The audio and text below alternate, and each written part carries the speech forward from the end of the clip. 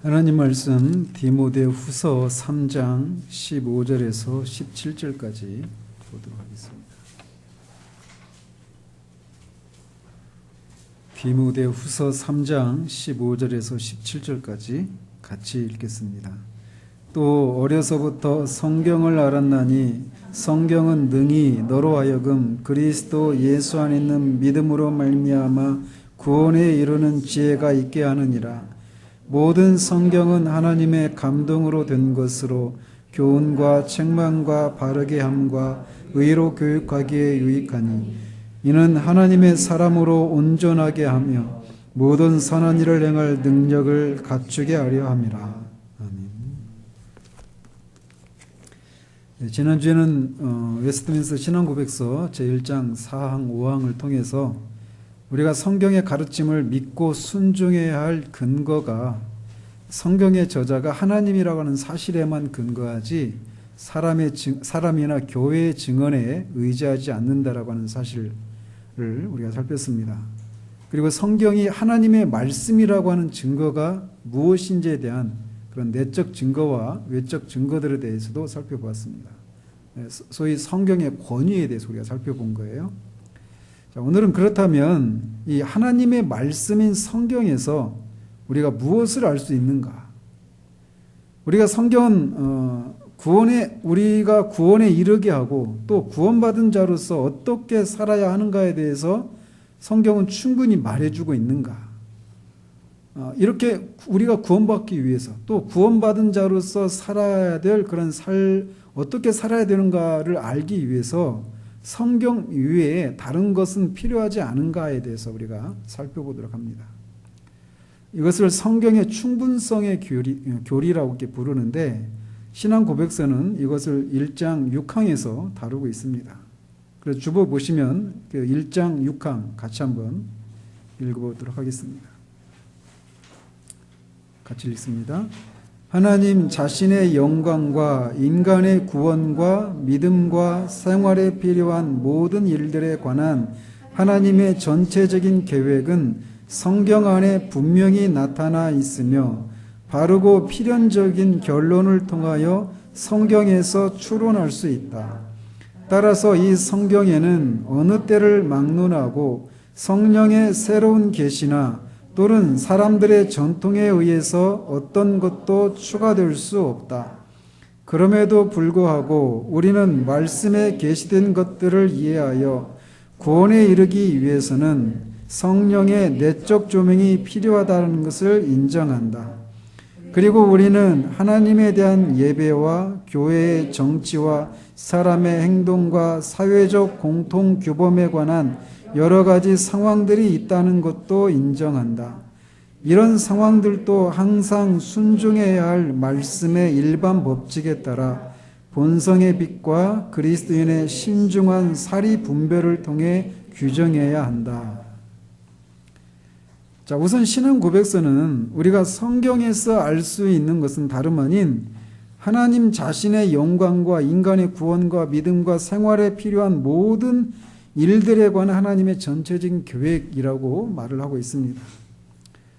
그중에 먼저 신앙 고백서가 말하듯이 우리는 성경을 통해서 하나님 자신의 영광을 알 수 있습니다. 즉 하나님 자신이 어떤 분이신지를 성경을 통해 알 수 있다라는 거예요. 근데 우리가 1장 1항에서 우리가 살펴봤듯이 하나님을 알 수 있는 또 다른 길이 있죠. 어떤 길이죠? 일반 계시예요. 자연 계시를 통해서도 하나님의 그 모든 만물의 영원전부터 모든 만물 속에 하나님의 그 능력의 신성함이 들어있어서 사람들이 그 자연 만물을 통해서도 하나님의 어떠하심을 알 수는 있어요. 그런데 그렇게 알게 된 하나님에 대한 지식이 우리를 구원에 이르게 하기에는 충분하지 않은 일반 계시가 가지고 있는 그런 한계 때문에 특별 계시가 필요하다라고 1항에서 살펴봤잖아요. 그래서 하나님을 알 수 있는 것은 일반 계시를 통해서도 알 수 있는데 특히 그리고 또 특별 계시의 하나인 성경을 통해서 하나님을 알 수 있어요. 그런데 이 성경은 그 하나님을 알 때 우리로 하여금 구원에 이르기에 충분하도록 하나님을 알 수 있게 해주는 그런 면에서 일반 계시를 통해 알게 된 하나님을 아는 지식과 차이가 있는 거죠. 그래서 1장 1항에서 우리가 살폈듯이 구원이라고 하는 것은 하나님과 그분의 뜻을 아는 것이다라고 이렇게 정의를 내렸잖아요. 신앙 고백서에서. 근데 그 하나님을 우리로 하여금 구원에 이르게 하는 그 하나님을 아는 지식을 성경을 통해서 우리가 얻을 수 있다라고 신앙 고백서가 먼저 얘기하고 있다라는 겁니다. 그런데 이렇게 성경을 통해서 우리는 하나님 자신의 영광을 알 수 있는데 그렇게 성경을 통해 알게 된 하나님 자신의 그 영광이 하나님의 그 본체로서의 영광 그 자체를 있는 그대로 우리가 알게 되는 방식으로 있는 그대로 영광을 우리가 알 수 있다라고 하는 그런 말은 아니라는 사실이에요. 이게 무슨 말이냐? 성경을 통해서 하나님이 나는 어떤 분이다, 또 그분이 하신 일들, 특별히 창조와 섭리와 구원의 역사를 통해서 하나님이 어떤 분이신가를 우리가 알 수 있는데 그렇게 계시된 하나님이 그렇게 알게 된 하나님이 하나님 하나님 본체, 하나님 자신의 영광하고 똑같은 정도는 아니라는 거예요. 왜냐? 성경은 뭘로 기록이 되어 있어요? 인간의 언어로 기록이 되어 있어요. 인간의 언어는 유한합니다. 그렇기 때문에 무한하신 하나님을 유한한 인간의 언어로 하나님을 속속들이 있는 그대로 다 묘사하고 기록할 수가 없다라는 거예요. 그런 한계가 있기 때문에 성경을 통해서 우리는 우리로 하여금 하나님께 구원받을 수 있고 또 하나님을 예배하기에 충분한 정도로 하나님을 알 수는 있긴 하지만 그렇게 알게 된 하나님이 무한하신 하나님의 영광 그 자체로서의 하나님을 그렇게 속속들이 아는 방식으로 하나님을 알게 되는 건 아니라고 하는 사실을 먼저 우리가 기억해야 돼요. 그래서 언제 한번 그런 말씀을 드렸잖아요. 신도원에서 그 히브리어를 막 배우는데 동계어학 할 때 히브리어 하나님의 이름이 엘로힘이라고 하는 단어가 있어요. 엘로힘이라고 하는 단어를 이면지에 막 쓰는데 엘로힘 딱 쓰는데 그때 막 제가 이 단어 속에 무한하신 하나님을 내가 가두려고 하는 그런 어마어마한 일을 하려고 하는 그런 시도를 하고 있구나라고 하는 것을 깨닫고 하나님은 결코 이 언어 속에 담길 수 없는 무한하신 분이라는 사실 앞에 막 그 엘로힘이라는 단어를 쓰다가 펜을 내려놓고 막 그런 하나님, 무한하신 하나님을 제 안에서 막 예배하고 찬양하는 그런 기억이 있어요. 그래서 성경을 통해서 알게 된 그 하나님이 우리가 얼굴과 얼굴을 보게 될 때 심지어는 그때도 하나님이 하나님 자신을 아는 방식으로 알게 된 그 하나님을 우리가 성경을 통해 그대로 안다 이런 개념은 아니에요. 부분적인 거예요. 한계가 있는 거예요. 그럼에도 불구하고 그 지식은 참 지식이죠. 그래서 우리로 하여금 구원에 이르기에 충분하고 그 하나님을 예배하기에 충분한 하나님을 아는 지식을 성경을 통해서 우리가 알 수 있다라고 신앙 고백이 먼저 얘기하고 있습니다. 또 우리가 여기서 알 수 있는 것처럼 신앙 고백이 우리에게 말해주고 있는 것은 인간의 구원에 대해서 우리가 그 구원에 이르는 믿음을 어떻게 얻을 수 있는가, 인간의 구원에 대한 얘기를 먼저 언급하지 않고 하나님 자신의 영광을 먼저 성경을 통해 알 수 있다라고 말하는 이 순서, 이것도 우리가 눈여겨볼 필요가 있습니다.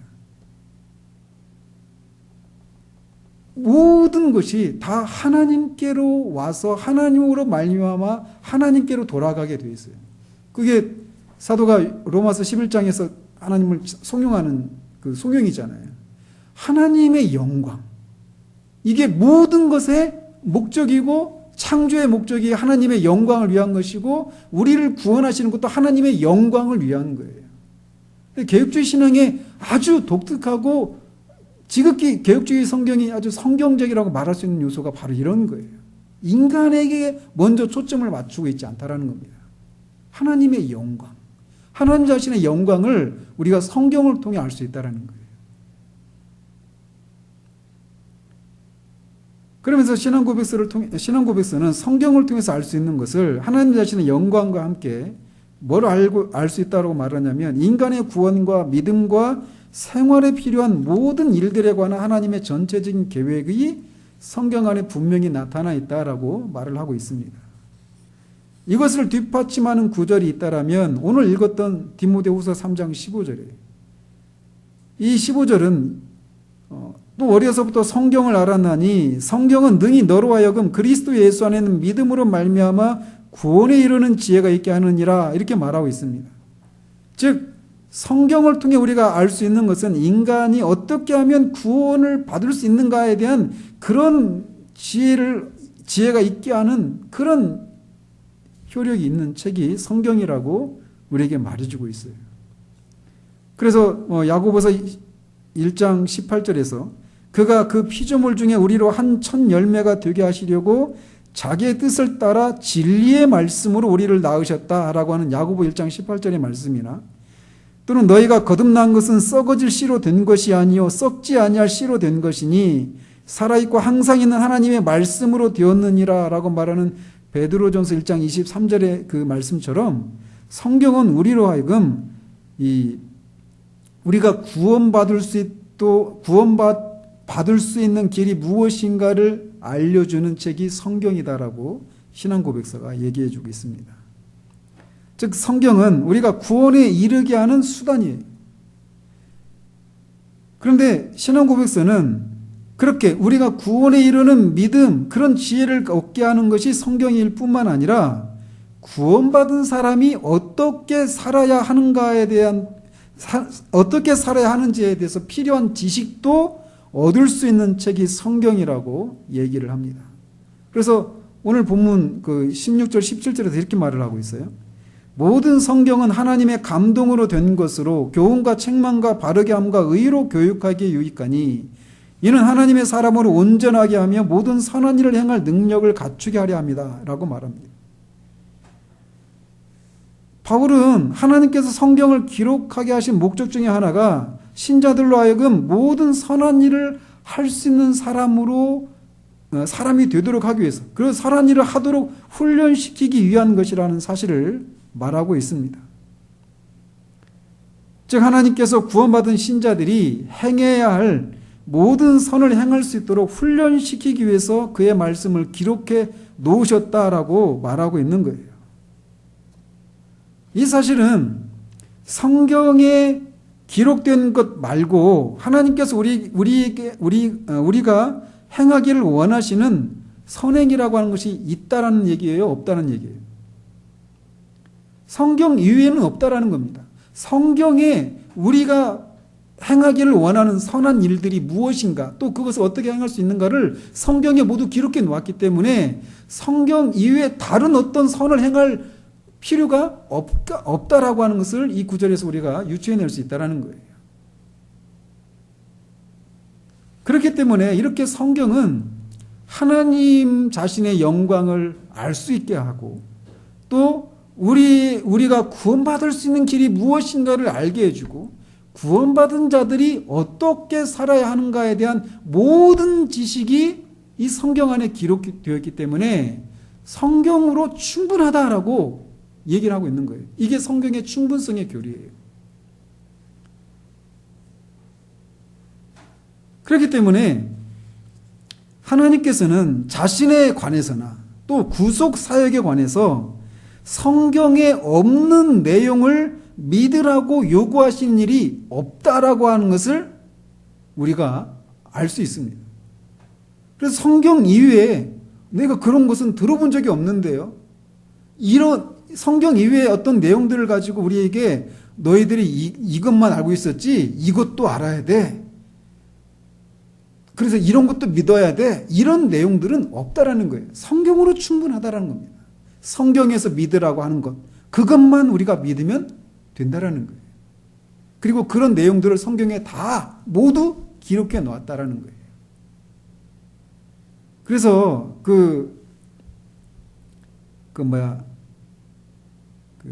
예수님을 찾아왔던 부자 청년이 내가 어떻게 하면 그 영생을 얻을 수 있습니까? 이렇게 물었을 때 주님이 이러이러한 계명을 지켜라 이렇게 얘기하니까 그가 그렇게 받잖아요.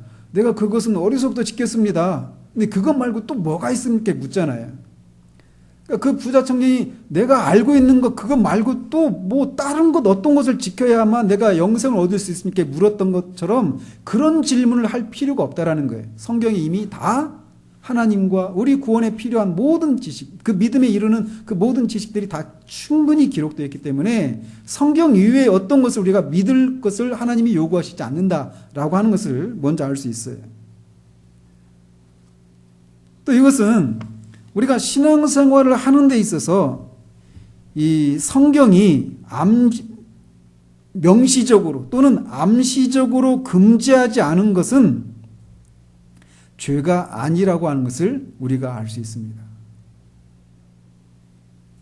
예를 들면 성경에서 이것을 하지 말아라 이렇게 명시적으로 나와 있는 그런 계명들이 있잖아요. 금하고 있는 것들이. 근데 어떤 것들은 그렇게 명시적으로 나와 있지 않아도 어떻게 암시하고 있는 그런 것들도 있을 수 있단 말이에요. 근데 이렇게 명시적으로나 암시적으로 금하고 있는 것들을 우리가 하면 그게 뭐예요? 그게 죄예요.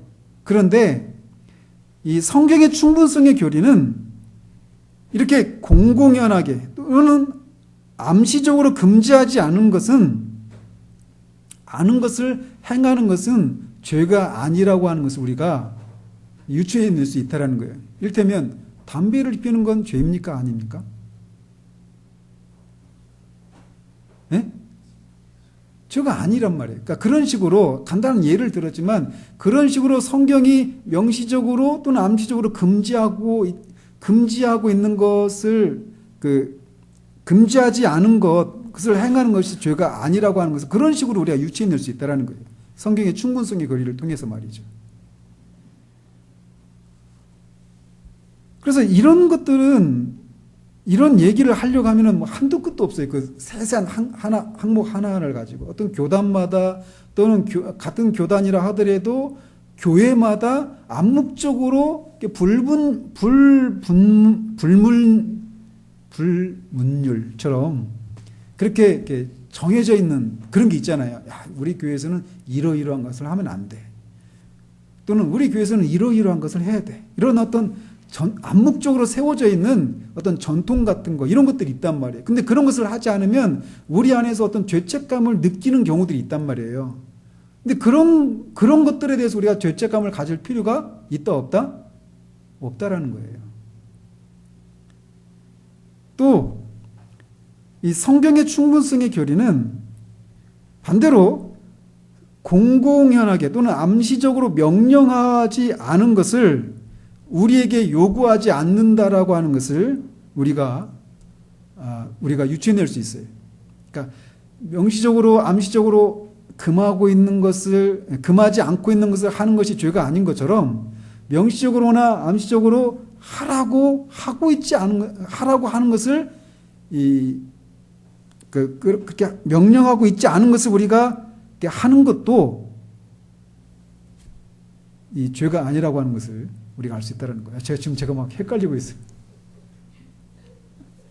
자, 알아들으셨죠? 그러니까 그래서 충분성의 교리는 우리에게 자유함을 가져다 주는 교리예요. 내가 성경에서 말하고 있는 것을 믿음으로 충분하구나. 성경에서 말하고 있는 대로 사는 것으로 충분하구나. 성경에서 금하고 있는 것을 하지 않는 것으로 충분하구나. 성경에서 금하고 있지 않은 것 이외에 또 다른 것을 하지 않는 것을 통해서 하지 않는 것 때문에 죄책감을 가질 필요도 없고 성경에서 이렇게 하라고 한 것들 이외에 다른 것들을 하지 않는 것 때문에 또 죄책감을 갖는 이런 것이 필요가 없다라는 거예요. 그렇게 하지 않아도 된다라는 것이에요. 이 성경의 충분성이 우리에게 자유함을 가져다 주는 그런 교리라고 할 수 있단 말이죠. 그래서 이 충분성의 교리를 통해서 우리는 어떤 주제에 관해서든 하나님이 말씀하신 것을 성경에서 우리가 찾을 수 있고 우리가 가지고 있는 직면하고 있는 어떤 문제들에 대한 답을 성경에서 찾아낼 수 있다라고 하는 것을 우리에게 말해줍니다. 그래서 이 성경의 충분성에 관한 이 진리는 우리 그리스도인의 삶에 있어서 굉장히 중요합니다. 왜냐하면 이 교리는 우리로 하여금 하나님의 말씀을 찾는 데 있어서 우리가 어디에만 관심을 두면 된다는 얘기예요? 성경에만 관심을 두면 된다라는 것을 말해주고 있는 거예요. 그래서 성경 이외에 어떤 오랫동안 사람들이 읽어왔던 역사 가운데 교회 안에 많은 문서들이 있잖아요. 그런 문서들이나 교회의 가르침들 또는 우리가 매일 우리의 마음속에 막 불쑥불쑥 찾아온 어떤 주관적인 느낌들, 이거 하나님이 나한테 이렇게 하라고 하신 거 아닌가, 이런 것들 막 들어올 때가 있잖아요. 근데 그런 것들을 통해서 하나님이 우리에게 요구하시는 것을 찾으려고 하는 이런 끝도 없는 일들을 우리가 하지 않아도 된다라고 하는 것을 말해주기 때문에 이 성경의 충분성의 교리는 굉장히 중요하다는 거예요. 그래서 우리는 결혼이나 이혼이나 자식에 대한 부모의 책임이나 기독교인과 국가의 관계 등과 같은 어떤 특별한 주제들에 대해서 성경에서 찾을 수 있다라는 겁니다. 그래서 우리가 이런 상황에서는 내가 어떻게 해야지? 라고 하는 그런 질문이 있다라면 그 질문에 대한 답을 성경에서 다 찾아낼 수 있다라는 거예요. 물론 그런 작업에서 명시적으로 나와 있지 않은 그런 것들이 분명히 있습니다. 그런 것들은 어떻게 해야 될까요? 그 얘기가 이제 나와 있는 거예요. 그 첫 번째 문장에 분명히 나타나 있으며 다음에 바르고 필연적인 결론을 통하여 성경에서 추론할 수 있다. 추론할 수 있다라고 얘기하는 거예요. 그거는 이제 뒤에서 보도록 하고요. 그래서 성경이 우리가 무엇을 믿어야 하는지, 또 하나님이 어떤 분이신지, 또 믿는 우리는 어떻게 살아야 하는지에 대해서 충분히 기록해 놓으셨기 때문에 우리에게는 새로운 계시나 어떤 전통과 같은 것들이 필요하지 않다라고 말하고 있는 것입니다. 그러면 한번 제가 여러분에게 묻고 싶어요. 지금 우리는 성경 66권을 가지고 있잖아요. 그죠? 그런데 이 성경 66권이 거의 한 1600년에 걸쳐서 기록이 됐단 말이에요. 그러면 예를 들어서 모세 시대에 모세 오경을 기록했는데 그 모세 오경만 가지고 있었던 때가 있었잖아요. 그죠? 그때에도 하나님의 백성들이 있었을까요? 없었을까요? 있었죠. 구약에도 하나님의 백성들이 있었어요. 이스라엘 백성들 중에 구원받은 사람들이 하나님의 백성들이었단 말이에요. 근데 그들에게도 이 충분성의 교리가 적용이 될까요? 그러게요. 그죠? 왜냐하면 그들은 성경 5경밖에 없잖아요. 근데 그들에게도 그 성경을 통해서 하나님을 아는 지식을 충분히 얻을 수 있고, 구원에 이르는, 또 구원에 이르는 믿음, 또 구원받은 자로서 어떻게 살아야 되는가에 대해서 그들에게도 충분하다. 그들이 가지고 있는 성경 5권만으로도 충분하다라고 말할 수 있느냐라는 거예요. 있습니다. 그래서 이 충분성의 교리는 하나님의 모든 시대의 하나님의 백성들에게 해당이 되는 교리예요. 성경 66권을 가지고 있는 신약의 성도들에게만 해당되는 교리가 아니라 성경이 66권이 아닌 다른 일부만 가지고 있었던 그 시대가 1600년에 걸려서 기록이 됐기 때문에 어느 시대에는 모든 성경을 가지고 있지 않은 때가 있었단 말이에요. 그런 때 하나님의 백성들에게 모두 충분하다. 이게 충분성의 교리예요. 그래서 모세가 신명기에서 그렇게 말해요. 내가 너희에게 명령하는 이 모든 말을 너희는 지켜 행하고 그것에 가감하지 말지니라. 이렇게 말해요. 그러니까 모세의 오경 이후에 더 이상 더하지 말라라는 거예요. 그러니까 충분성의 교리는 그 당시 그 각 세대에 하나님의 백성들이 구원에 이를 수 있도록 구원에 이르기에 충분하다라고 하는 교리예요.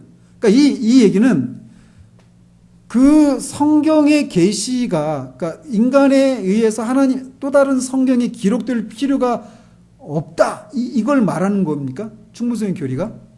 그건 아니겠죠. 그죠? 무슨 말씀인지 아시겠죠? 모세 시대엔 모세 오경밖에 없었어요. 그러면 만약에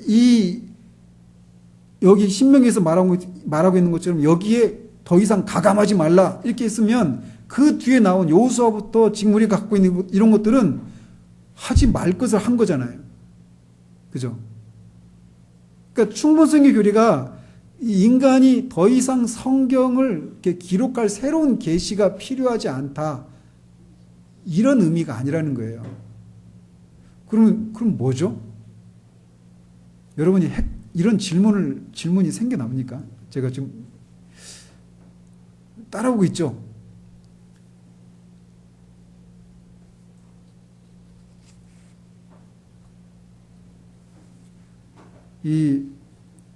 그래서 모세가 죽을 당시에 하나님의 백성들에게는 구약의 모세 오경으로 충분했어요.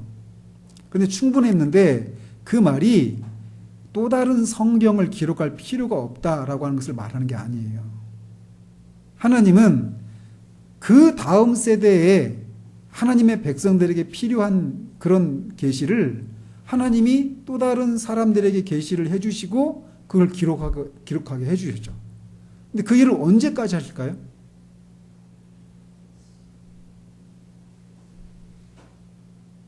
영원히? 그러면은 이제 새로운 계시가 필요하다, 이 얘기를 우리가 할 수밖에 없는 거예요. 이 개념을 그래서 잘 이해하는 게 필요하다라는 거예요. 우리가 이제 신구약 성경 66권이 완성이 되어서 하나님의 최종적인 계시가 완성이 되었기 때문에 더 이상 새로운 계시가 필요 없다, 이렇게 말하고 넘어가면 그냥 간단해요. 그런데 이 문제를 구약이 하나님의 백성들을 시대롭게 끌어오면은 이 문제가 이제 그리 간단한 문제가 아닌 거예요. 그죠? 무슨 말씀인지 아시겠죠? 그래서 모세 오경 시대에도 하나님이 분명히 이 말씀에다 가감하지 말라라고 하는 말씀을 했단 말이에요. 근데 그 말씀이 이제 새로운 계시가 필요 없고, 그래서 또 다른 어떤 성경을 기록해야 될 그런 일들이 필요 없다, 이 얘기가 아니라는 것을 말씀드리는 거예요. 그 모세 당시에 그 하나님의 백성들에게는 그 모세 오경으로 충분했어요. 그래서 그 시대에 필요한 말씀이 모세 오경으로 주어진 거예요. 그런데 그 후에 하나님의 백성들에게는 새로운 계시가 주어졌어요. 성경 기록을 통해서. 그리고 그 일들이 언제까지 되어지느냐면 인간을 구원하기 위해서 필요한 구속 사역이 완성될 때까지 이것이 일어나는 거예요. 그러니까 근데 우리는 신약 66권을 가지고 있잖아요. 신구약 성경 66권을 가지고 있는데 왜 우리는 이 교회 시대를 살아가는 우리는 새로운 계시가 필요 없다라고 말을 할까요? 그래서 새로운 어떤 성경이 기록될 필요가 없다라고 말을 하는 걸까요? 예, 왜냐하면 우리를 구원하기 위한 이 구속사역이 완성이 되어버렸기 때문에 그런 거예요.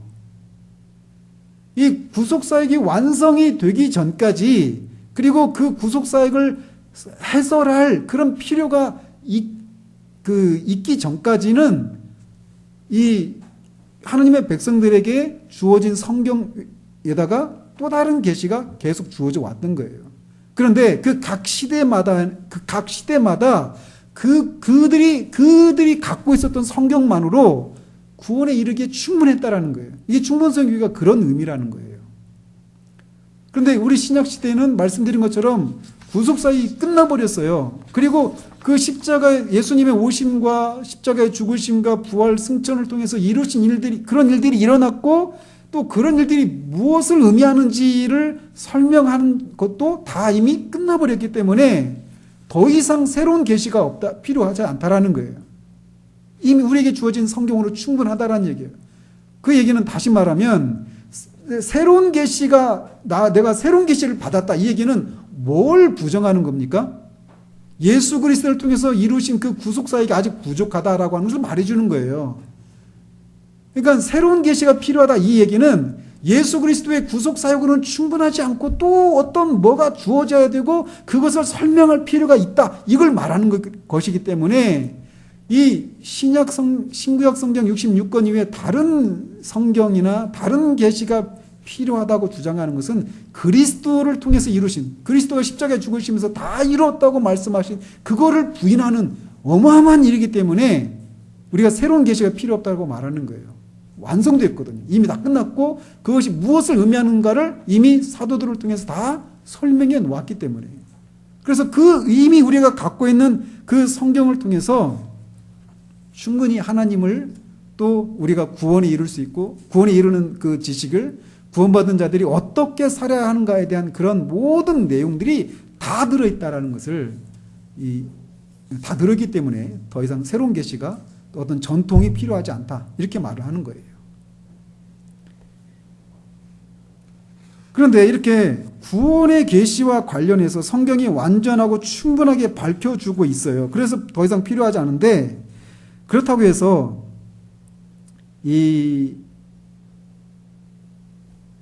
그와 관련한 교훈들이 모두 성경에 선명하게 기록되어 있는 것은 아니라는 겁니다. 명확하게 밝혀져 있는 것들이 있는 반면에 명확하게 밝혀져 있는 것들로부터 논리적으로 정당하게 논리적으로 이렇게 추론의 결과로 확인할 수 있는 것들도 있다라는 거예요. 그래서 그 내용들을 이렇게 설명하는 거예요. 바르고 필연적인 결론을 통하여 성경에서 추론할 수 있다. 이 표현이 바로 그 얘기예요. 예를 들면 삼위일체 이게 용어에 없잖아요. 성경에 없는 용어잖아요. 그죠? 근데 이 삼위일체 교리를 우리가 말해줄 수 있는 명백하게 드러난 그런 진술들이 있죠.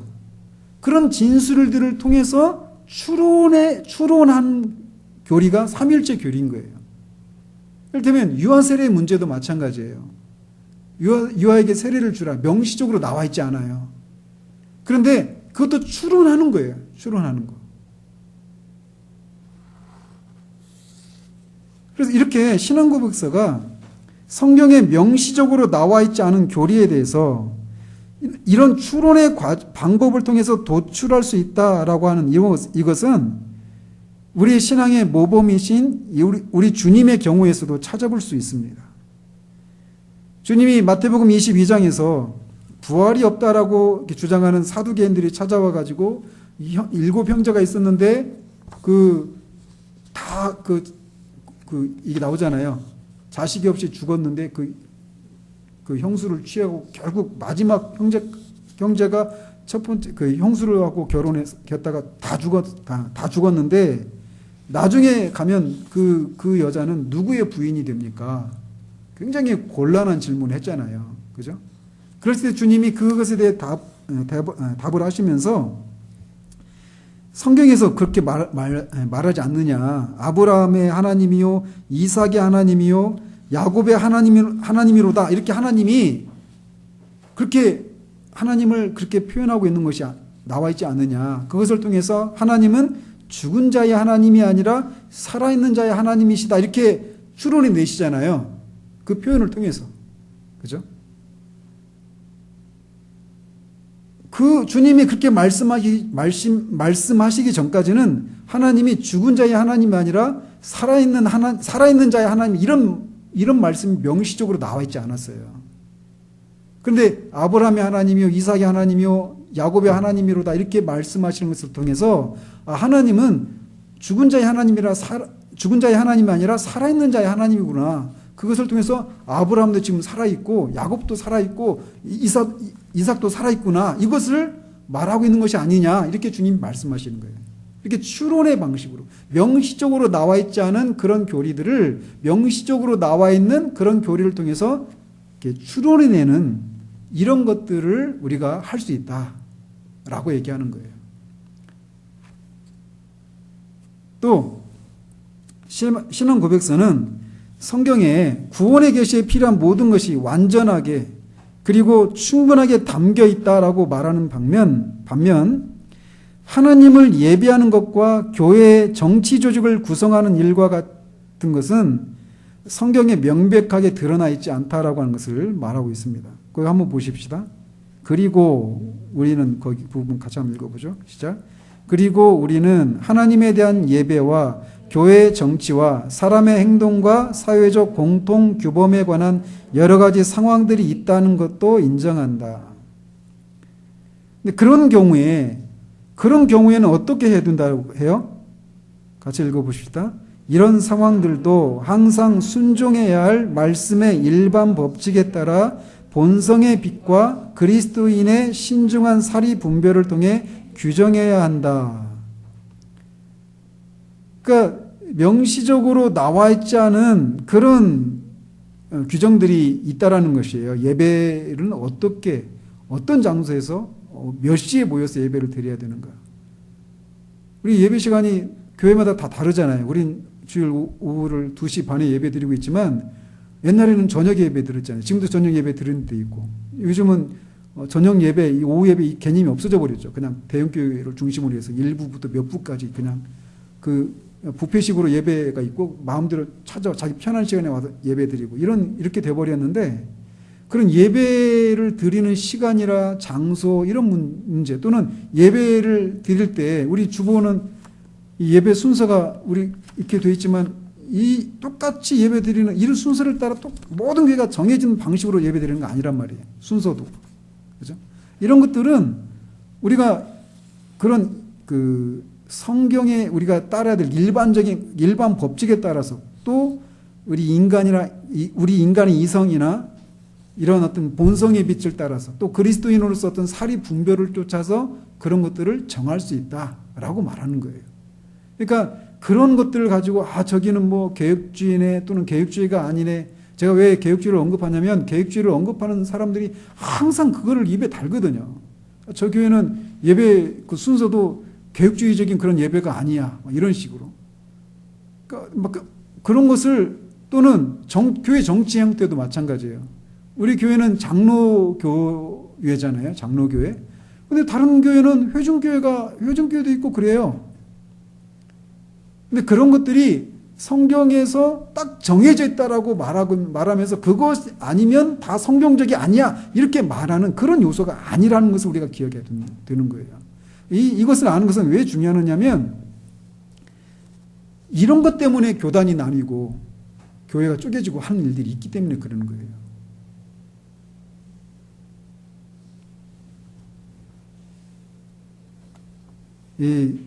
나중에 이제 교회 정치 부분도 이제 여기서 다루고 있으니까, 교회와 국가와의 관계를 다루는 그런 항도 있거든요.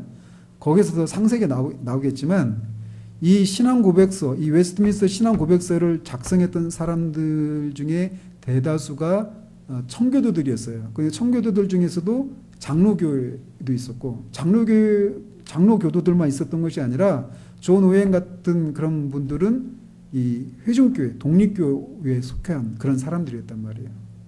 그런데 이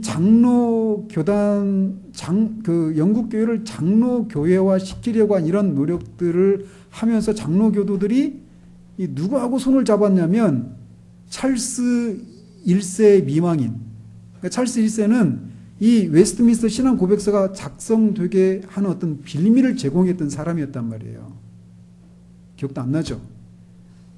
안 나는 게 정상입니다. 그러니까 친카톨릭적인 그런 정책을 가졌던 왕이 찰스 1세란 말이에요. 그리고 그 사람이 그 모든 교회, 영국교회와 스코틀랜드 교회, 당시 스코틀랜드 교회는 장로교회였단 말이에요. 존 낙스를 중심으로 해가지고. 그런데 거기에도 이 영국교회의 예배 모범, 기도 모범을 따라서 예배를 드리도록 강요를 하니까 스코틀랜드 교회가 반발을 하면서 전쟁이 벌어지고, 그 와중에 이 영국교회 그 의협파들이 이제 그 왕의 호의적이지 않은, 왕에 반대하는, 그래서 왕을 지지하는 왕당파와 의회를 중심으로 한 의회파 군대가 서로 충돌을 하고 결국은 의회파 군대의 수장이 올리버 크롬웰이라고 하는 사람이었단 말이에요. 그분이 그렇게 의회를 장악하고 있는 동안에 그 오랜 기간 사이에 이 총회가 이렇게 모여져 가지고 이 신앙 고백서가 작성된단 말이에요. 근데 그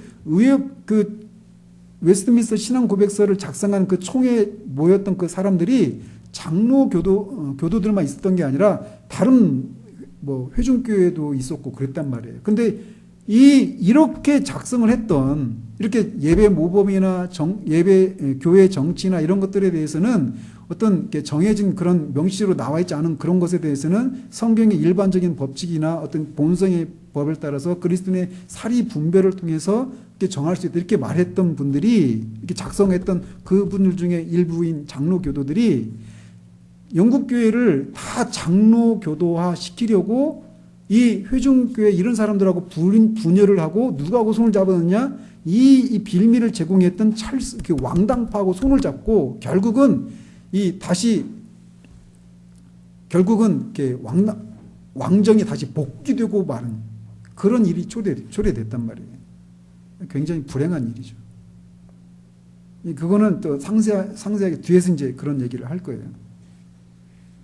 자, 그러면서 더 중요한 부분이 이 부분인데, 이렇게 신앙 고백서는 성경을 통해서 우리가 하나님 자신의 영광을 알 수 있고, 우리 인간의 구원에 대해서, 또 구원받은 자들이 어떻게 살아야 되는지를 하나님이 충분하게 다 기록해 놓았기 때문에 새로운 계시가 필요 없고, 전통도 필요하지 않고, 성경으로 충분하다, 이렇게 말을 해요. 그럼에도 불구하고 성경에 명시적으로 나와 있지 않은 그런 대목에 대해서는 추론을 통해서 그런 것들을 분별할 수 있다 이렇게 얘기를 한단 말이죠.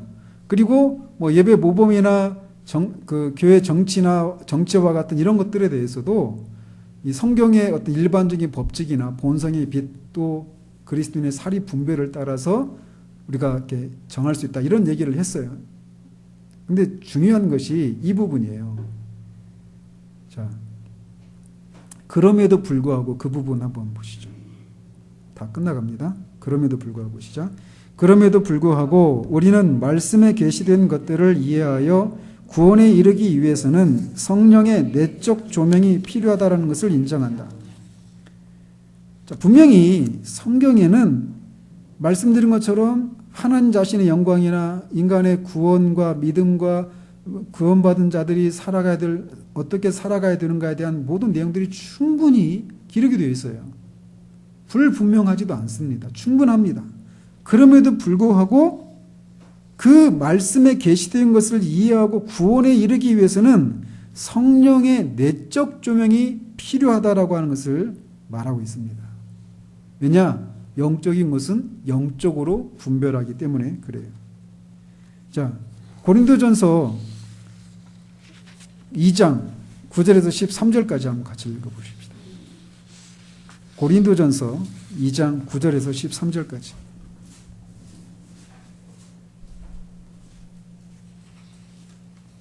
같이 읽습니다.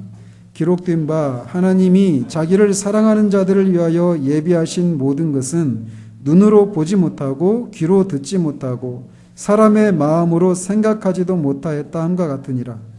오직 하나님이 성령으로 이것을 우리에게 보이셨으니 성령은 모든 것 곧 하나님의 깊은 것까지도 통달하시느니라.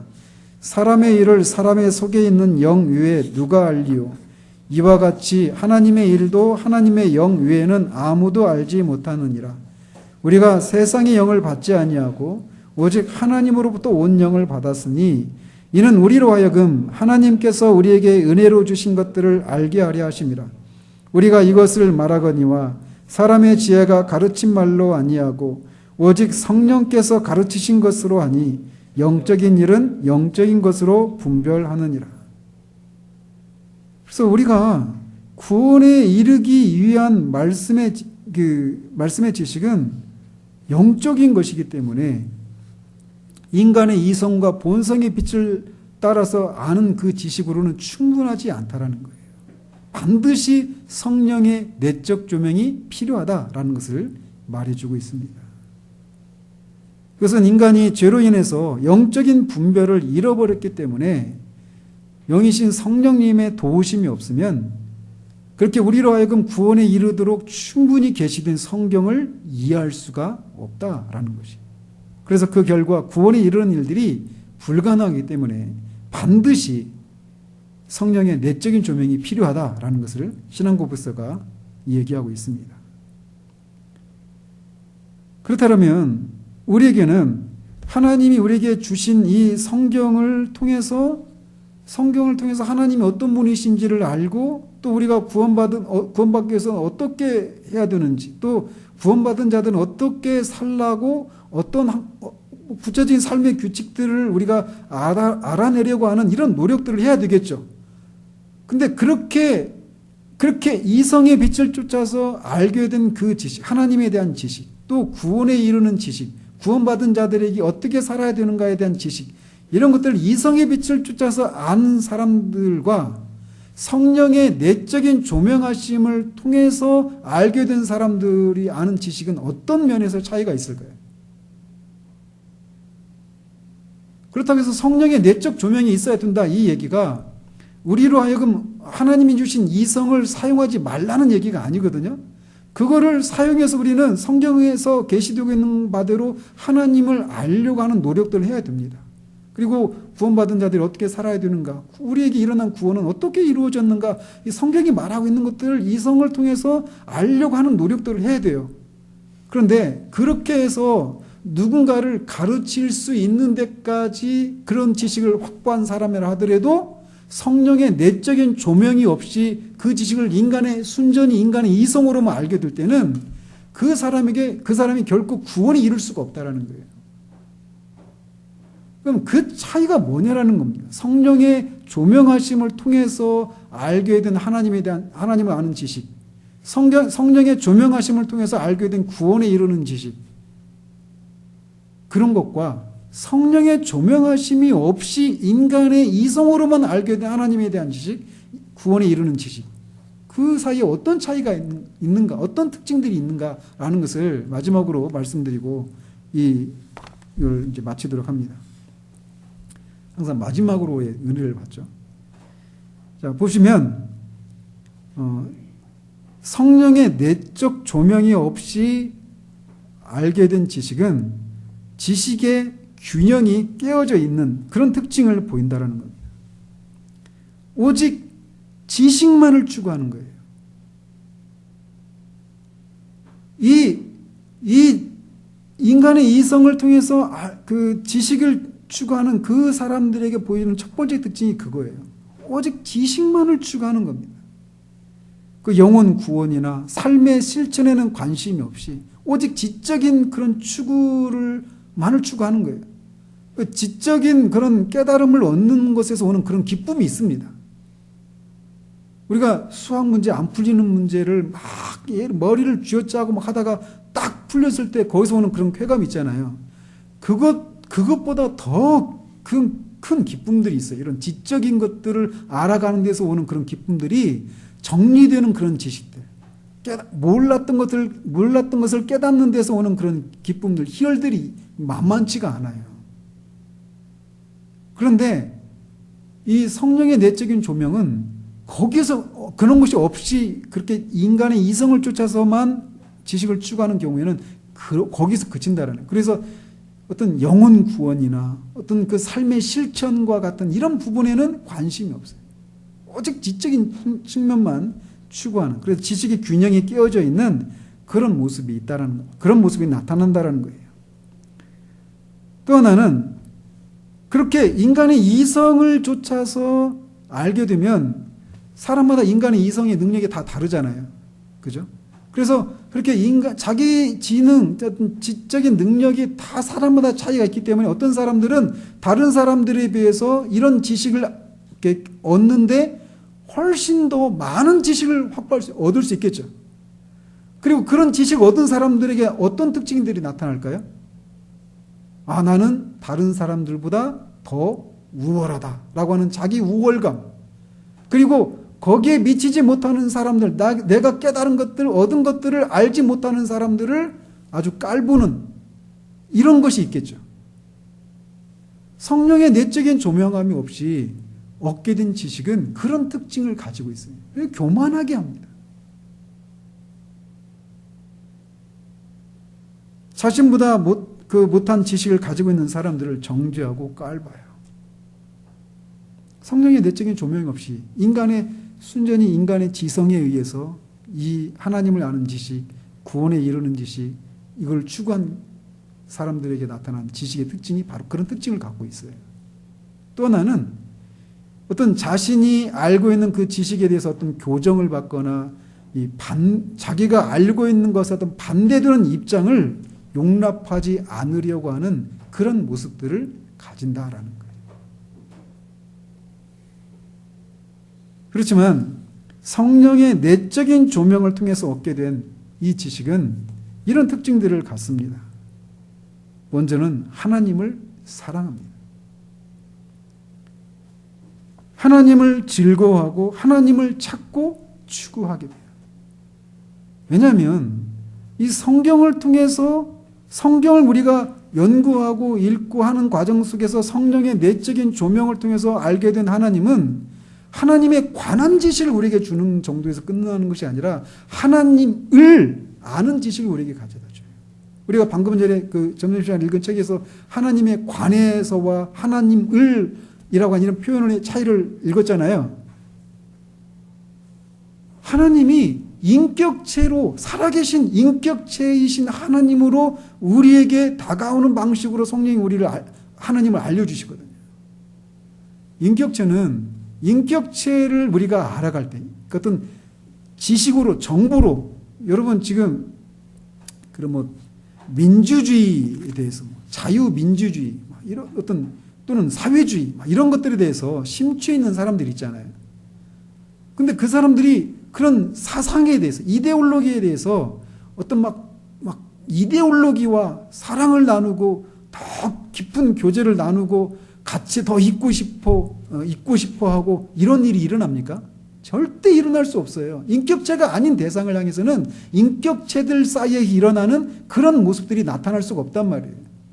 그런데 성경이 하나님을 아는 지식을 우리가 성경을 통해서 얻을 수 있는데 성령의 내적 조명을 통해서 그렇게 하나님을 알게 될 때 그렇게 알게 된 하나님은 인격체로서의 하나님을 우리에게 알려주시는 거예요.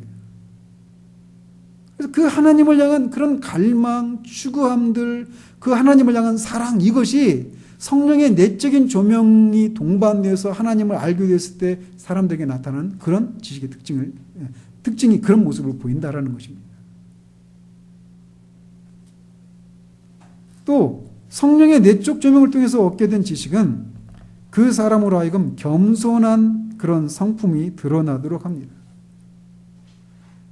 성경을 통해서 자신이 부족하고 연약하고 이런 나를 보게 되기 때문에 그래요. 또 이웃을 사랑하는 그런 모습이 나타납니다. 내가 알고 있는 그 지식을 인간의 이성에 의해서 알게 된 그런 지식이 아니라 성령의 내적인 조명을 통해서 알게 된 사람은 이웃을 내가 가지고 있는 그 지식을 가지고 있지 못한 사람들을 멸시하고 깔보는 것이 아니라 그들을 불쌍히 여깁니다.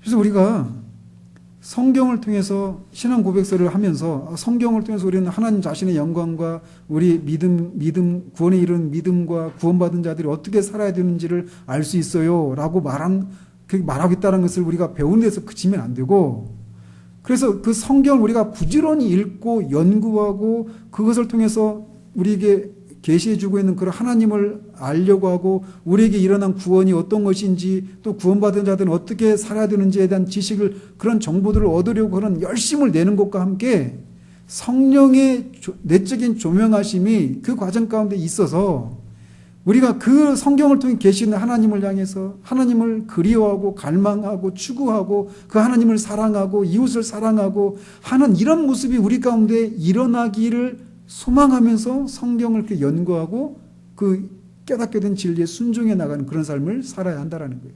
그것을 위해서 성경을 우리에게 주신 거예요. 그리고 그런 삶을 살아가는데 부족함이 없도록 성경은 우리에게 충분히 주셨다는 겁니다. 제가 이번 주에도 이렇게 어떤 책들을 읽으면서 이 부분에 제가 딱 꽂히는 거예요. 하나님을 어떤 설교자가 빠지기 쉬운 이 위험이 그런 거거든요. 매주 이제 설교를 해야 되니까. 지적인 그런 인간의 지성을 따라서만 하나님을 또는 성경에서 말하고 있는 그런 진리들을 알아가려고 하는 그런 태도들. 그래서 점점 그런 것들이 해가 갈수록 쌓여가고 있는 나를 보면서 그것을 모르는 사람들을 나보다 밑에 있는 것처럼 또는 우리 교회보다 좀 밑에 있는 교회처럼 그런 걸 알지 못하는 사람들을 불쌍히 여기지 못하고 정죄하고자 하는 이런 마음들. 이런 식으로 내가 지식을 추구하고 있지는 않았는지 정직하게는 회개하게 되었어요. 저는 하나님 앞에. 성경은 우리에게 그런 지식을 가져다 주기에 충분합니다. 그러니 다시금 우리가 이번 주를 살아가면서 성경을 다시 읽을 때마다 또 연구할 때마다 성령의 그런 내적인 조명하심을 더해 주셔서 우리에게 잃어버려 있는 하나님을 향한 갈망, 하나님을 추구하는 것들, 이런 것이 우리 가운데 다시금 회복되어지기를. 하나님을 향한 갈망, 하나님을 향한 그리움, 이것이 우리 가운데 있으면요, 우리가 이 삶의 그 고단함이 주는 그런 것들을 넉넉히 이깁니다. 넉넉히 이겨요. 우리가 그런 존재거든요. 하나님을 즐거움으로 힘을 얻는 그런 존재가 바로 우리들이거든요. 우리에게 회복되어야 될 것이 이거예요. 기도하겠습니다. 하나님 아버지,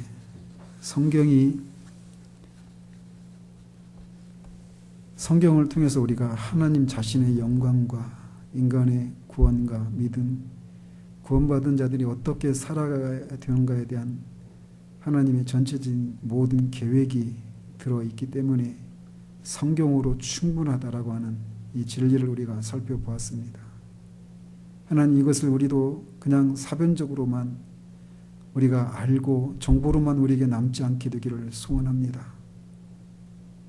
성경을 우리에게 주신 그 목적, 또 우리를 악한 세대로부터 불러내신 그 목적을 조차 그리스도와 더불어 하나님과 교제를 나누도록 하기 위해서 우리를 그렇게 불러내시고 또 하나님이 어떤 분이신가를 알 수 있도록 성경을 우리에게 주셨는데 그 목적에 부합하도록 우리가 성경을 읽고 연구해 나가는, 또 깨닫게 된 것들을 순종해 나가는 것을 통해서 우리가 그렇게 하나님을 즐거워하고 사랑하고 추구하고 갈망하는 그런 삶이 우리 가운데 회복되어 줄 수 있도록 주님 도우시기를 원합니다. 그냥 우리 지적인 만족을 추구하고 이성의 그런 만족을 주기 위한 그런 깨달음을 얻어가는 것에만 우리가 그런 것들에 우리가 함몰되어 있지는 않은지 정직하게 우리를 돌아볼 수 있도록 주님 도와주시기를 원합니다. 하나님, 정말 하나님을 향한 그리움만 있다라면 우리는 삶이 주는 여러 가지 고단함들을 넉넉히 이길 수 있음을 주님이 아십니다. 어머니 하나님, 우리의 심령을 새롭게 해주시고 하나님이 주신 그 책을 우리가 열심을 내어서 읽고 연구하고 그런 과정을 통해 하나님을 향한 그런 갈망이 회복되어지는 그런 우리들이 될 수 있도록 도우시길 원합니다. 예수 그리스도 이름으로 기도합니다. 아멘.